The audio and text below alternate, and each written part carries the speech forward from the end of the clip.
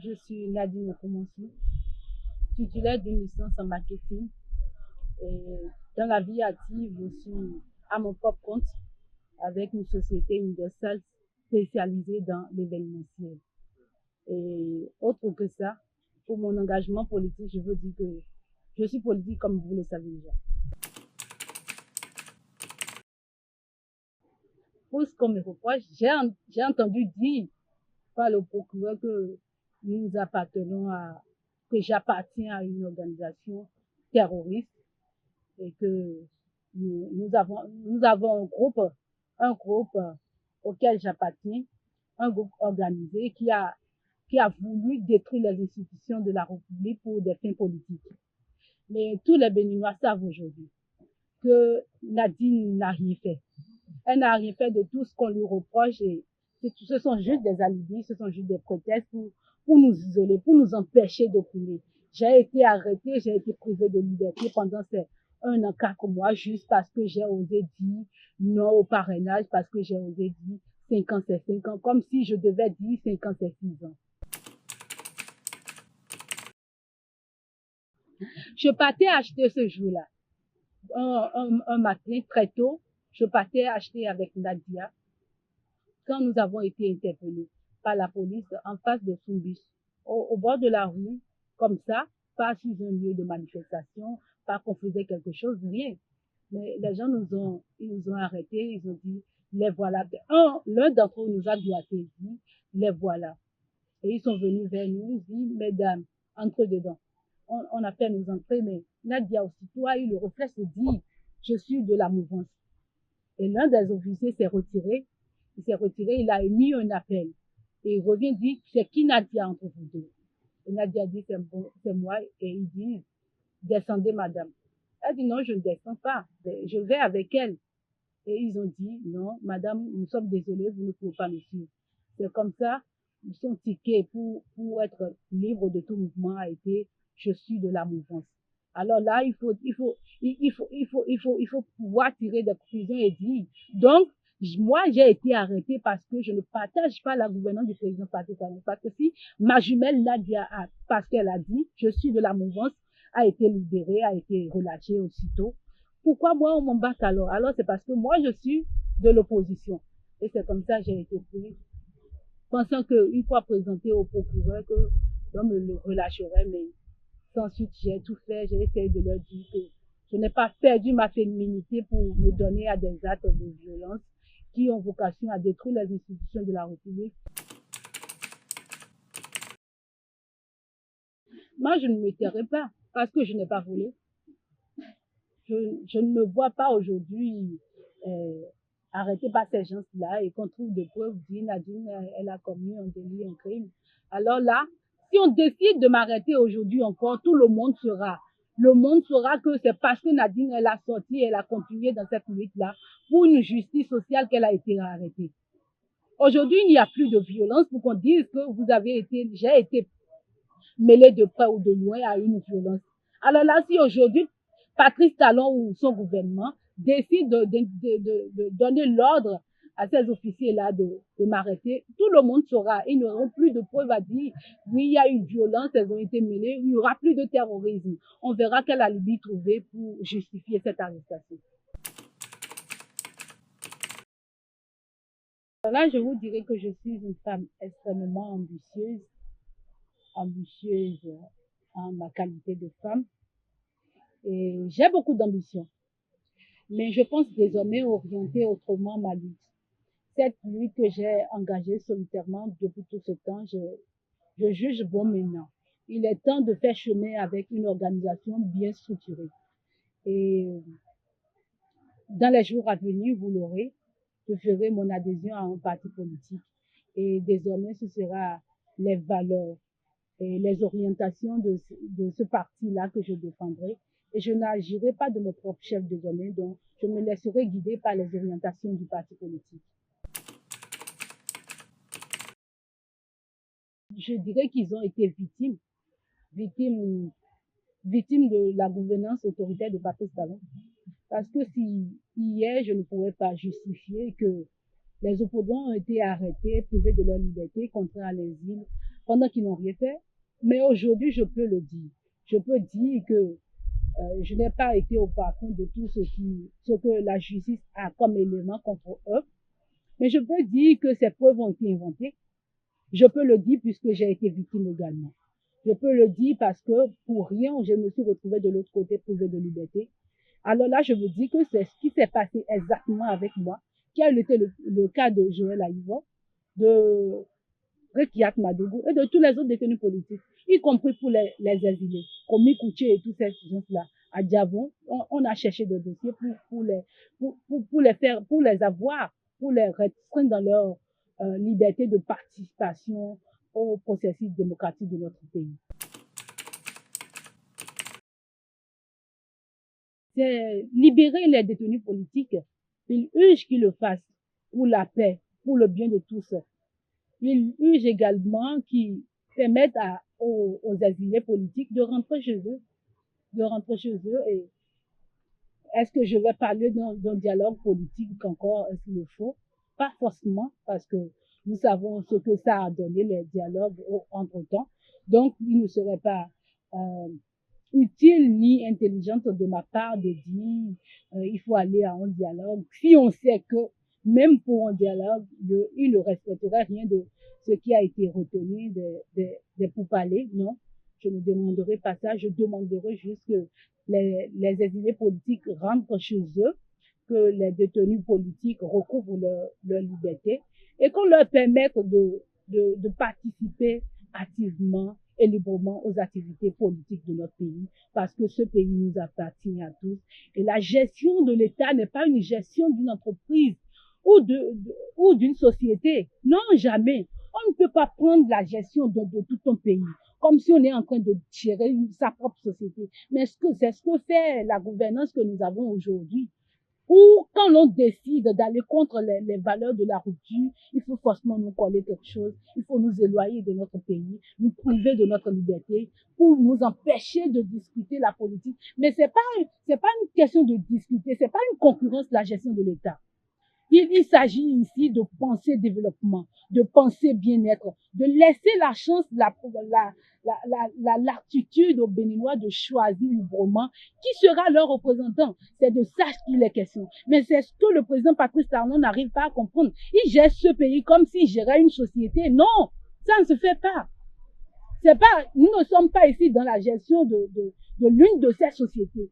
C'est une gestion qui engage tout un chacun des Béninois pris individuellement. Et je pense que pour la paix, il faut qu'on revienne à l'ordre démocratique. Je ne parle pas de démocratie comme un mot dans le dictionnaire. Non, je parle dans sa quintessence, dans sa valeur, où il faut laisser la latitude à tous les citoyens de participer activement au processus de démocratisation et au processus de développement de leur pays. Leur présence le 1er août, je veux parler du président des démocrates, Éric Rouendété, et de l'ex-président de la République, Yaye Boni. Moi, je ne fais pas dans le jugement, surtout pour ces trucs-là qui sont d'importance capitale pour le pays. Je ne sais pas ce qu'il est lui, mais une simple présence pour la fête de l'indépendance n'est pas incriminée à mon avis, puisque quand on parle de l'indépendance, c'est l'indépendance de tout un chacun de nous. Ça nous engage tous et c'est notre pays. Ce n'est pas une question de politique, ce n'est pas au-delà de la politique, notre identité et tout ça. Je pense que c'est rien, mais pour ceux qui les jugent, peut-être ont-ils des preuves de ce que ces gens-là, je ne sais pas ce qu'ils ont pour les incriminer. En tout cas, moi, je n'ai pas d'éléments pour les juger. Je n'ai pas d'éléments. Et si ce qu'ils font, c'est pour que l'ordre démocratique soit rétabli, je pense que cet acte est louable, pour arriver à rétablir l'ordre. Il nous faut forcément nous asseoir. Il nous faut forcément discuter des enjeux, des perspectives, de comment rétablir l'ordre. Alors, on ne peut pas le faire quand on est de l'autre côté et qu'on ne change pas avec le président en face, parce que quoi que l'on dise, c'est lui qui a la gestion de l'État actuellement. Et si nous voulons que les choses changent, ça passera par sa volonté, que celle-là soit forcée ou non.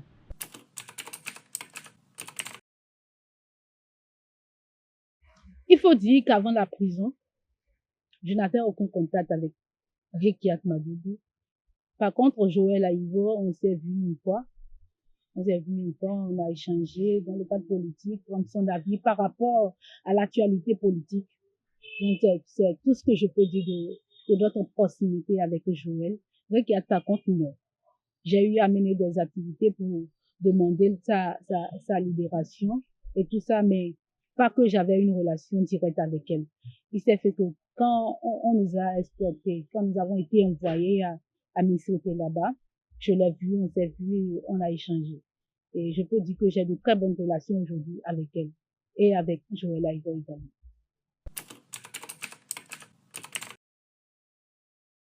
Déjà, je vous dis que mon appartenance à un parti politique ne m'arrêtera pas dans cette lutte que j'engage dans mes discours, dans mes écrits. Je donnerai toujours mon point de vue, mon avis par rapport à l'actualité politique. Et le reste, comme je vous l'ai dit, je le ferai avec le parti. Et je dirais que c'est nous, les démocrates. Chaque Béninois pris individuellement est démocrate, puisque il a son devoir et son droit à la fois de défendre les intérêts de cette République, de défendre l'intégrité de notre pays. Alors là, je dirais, c'est nous qui sommes démocrates. Et si nous ne défendons pas une cause aujourd'hui, c'est que c'est nous qui avons faibli. C'est par le parti légalement constitué. Et si c'est pour prendre mon avis par rapport à, ce que, à la gestion que fait Éric Dupond-Aignan de son parti politique, je dirais que je ne sais pas. Il mène la lutte à sa manière et c'est pas à moi de le juger.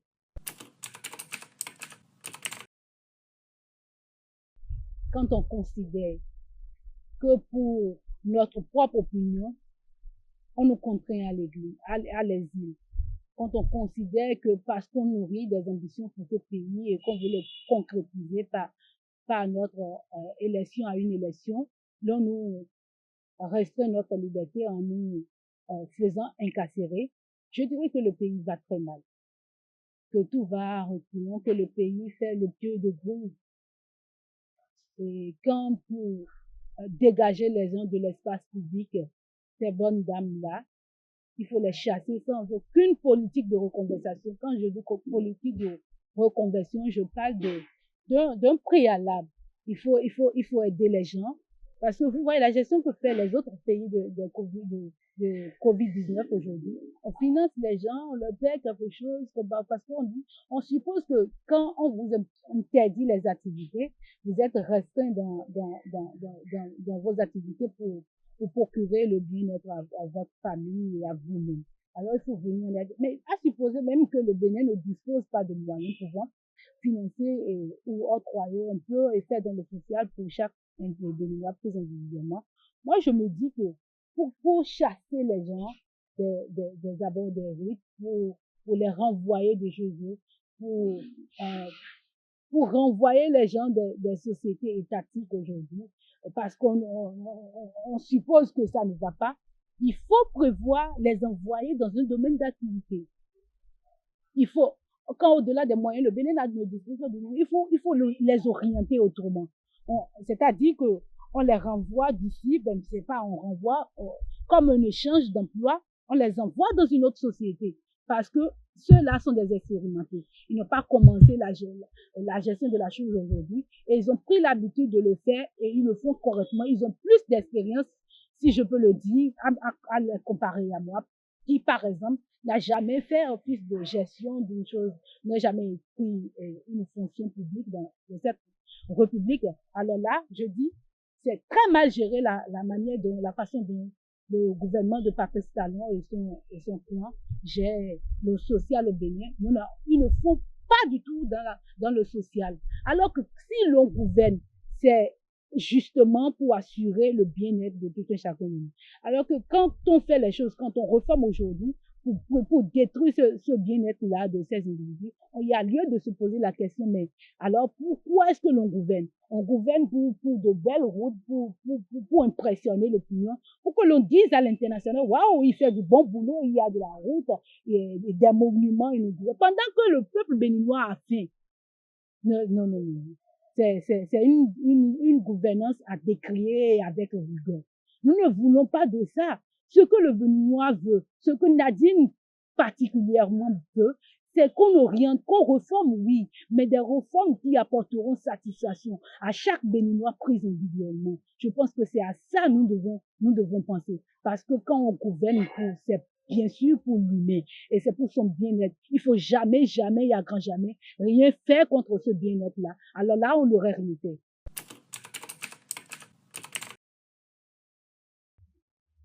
Ah, ben là, je dirais carrément non. Je ne me sens pas en sécurité. C'est pas pour autant que ça me ferait, hein. Ça ne me ferait pas. Ça ne me branle même pas. Parce que quand je suis sortie, je pense il y a un mois, quelques jours après ma sortie, il y a un monsieur qui m'écrit, ah non, quelque chose, je l'ai fait publier sur ma page Facebook. Et il me dit, Nadine, tu es libre de tout mouvement. Je pense que tu as appris la leçon. Et désormais, tu te tais et tu nous laisses piller ce pays. La preuve de ce que vraiment il y a pillage de ce pays, la preuve de ce que les gens volent ce pays, c'est pas moi qui l'ai dit. C'est l'un de leurs soutiens qui l'a avoué publiquement et m'a menacé parce que il m'a joint. Il m'a joint 2 fois dessus. Je dormais même. C'est son appel qui m'a réveillé. Et pour quelqu'un que je ne connais pas ce médecin, je vais me suis dit, bon, qui se permet le luxe de m'appeler pendant qu'on n'est pas des amis, on n'est pas proches, on n'a aucune affinité. Alors là, je n'ai pas pris. Je n'ai pas pris, mais j'avais poussé ma curiosité, je voulais voir c'est quoi son profil, c'est qui la personne qui a eu cette alias-là. Et c'est là, je suis allée sur son profil pour voir si c'était même un faux compte qui était caché derrière, quelqu'un caché derrière un faux compte pour m'intimider. Et j'ai vu que des amis très proches lui écrit l'homme de Calavé, donc c'est pas un faux compte. Une personne réelle comme ça qui pense m'intimider, m'effrayer, mais il n'a pas pu atteindre son objectif. Parce que rien ne me ferait moi. Je dirais à mes jeunes sœurs, c'est le moment pour nous d'engager une vraie lutte. Parce que aujourd'hui, les efforts se font pour que l'émancipation de la femme soit une réalité et les autres pays évoluent. Et nous devons les suivre dans leur évolution. Parce que le monde change. Si nous nous reculons aujourd'hui, les autres vont partir et sans nous, ils feront ce monde, ils réaliseront des espoirs, mais sans nous. Le Bénin ne se fera pas compter. Pour que le Bénin se fasse compter, c'est nous, notre engagement, qui fera que le Bénin aura une image, qui redonnera de l'image à notre pays. Dans les autres pays, on entend des leaders, des Martin Luther King, des Nelson Mandela, Gandhi et tout, des gens qui ont mené une lutte et qui sont allés même jusqu'à donner de leur vie pour la défense des intérêts de leur pays. Et nous femmes également, nous pouvons, nous avons les aptitudes pour, et on doit nous compter. Et pour cela, il faut juste de la volonté. Alors là, je vous encourage à avoir cette volonté-là, de vous surpasser, de vous outrepasser, pour que l'homme, le monde soit fier de la femme, des femmes béninoises. Il faut que nous fassions de l'histoire dans ce monde, dans notre pays d'abord et dans le monde en général. Ne baissez pas les bras, c'est le moment plus que jamais de vous engager et d'engager pour des résultats rassurants.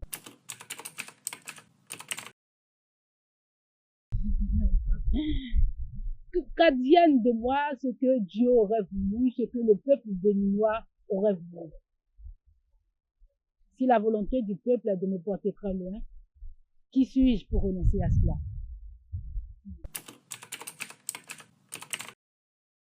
Comme mot de la fin, je dirais à tous les Béninois que l'espoir nous est permis. Rien n'est perdu, peut-être des difficultés du moment, et les moyens également sont faibles. Mais ce n'est pas une raison suffisante pour abandonner. Nous n'avons pas droit d'abandonner parce que le Bénin nous a tout donné. Nous n'avons pas droit d'abandonner parce que la progéniture nous attend. Et ce que nous constatons comme énergie de lutte aujourd'hui les engage demain. Parce que si nous menons la lutte aujourd'hui et que nous avons une victoire certaine, c'est une victoire de notre progéniture. C'est une victoire de la génération à venir. Et c'est pour ça, justement, que nous n'avons pas droit de baisser les bras. Je profiterai de l'occasion pour adresser ce message au président de la République, pour lui dire qu'il urge que tous les détenus politiques sortent de la prison, qui recouvrent leur liberté pour la paix. Il faut que les exilés politiques rentrent chez eux parce qu'ils ont une famille derrière, parce qu'ils ont laissé tout, les affaires et tout. Des gens qui, comme à Diavon, qui ont tout construit et qui se retrouvent subitement de l'autre côté de leur pays, inactifs d'action, d'activité ou abandonnés. Quelqu'un qui pouvait aider ce pays-là, quelqu'un qui aidait même ce pays. Il aidait beaucoup de jeunes, j'entends parler. Et ces gens-là, on a besoin d'eux pour construire ce pays. Parce que pris individuellement, si les opérateurs économiques sont d'utilité, on ne devait pas les chasser, au contraire, on devait les encourager à faire plus pour les Béninois, pour justement encourager et soutenir l'œuvre de la gouvernance du chef de l'État. Parce que le chef de l'État ne peut pas tout faire à lui seul. Non, il n'y arrivera pas. Alors que si les efforts de ces opérateurs économiques l'accompagnent, on atteindra pour le moins un résultat satisfaisant.